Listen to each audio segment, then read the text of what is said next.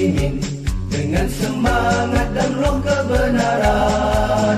Berjihadlah wahai kaum muslimin, walau susah menempuh cabaran.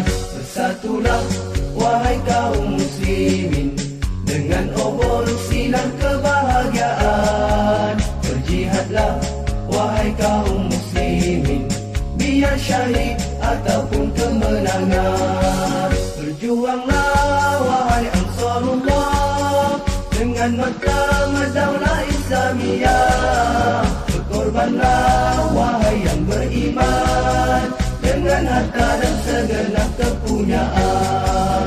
Bergeraklah ke gerbang jasa, kalah menang bukan alasannya. Sucikanlah niat di hati, hingga nyata benarnya janji Rabbi. Bersatulah wahai kaum muslimin, dengan semangat dan roh kebenaran. Berjihadlah wahai kaum muslimin, walau susah menempuh cabaran. Bersatulah wahai kaum muslimin, dengan obor sinar kebahagiaan. Berjihadlah wahai kaum muslimin, biar syahid ataupun kemenangan.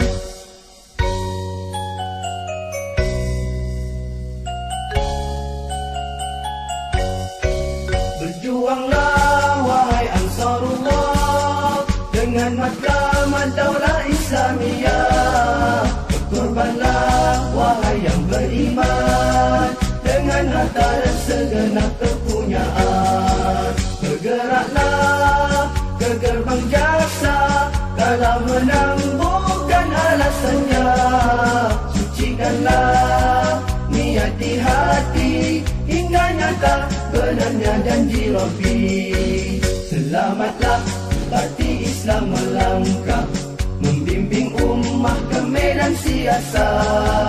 Berpedomankan Al-Quran dan Sunnah, suburlah hidupnya dan pasti berbuah. Suburlah hidupnya dan pasti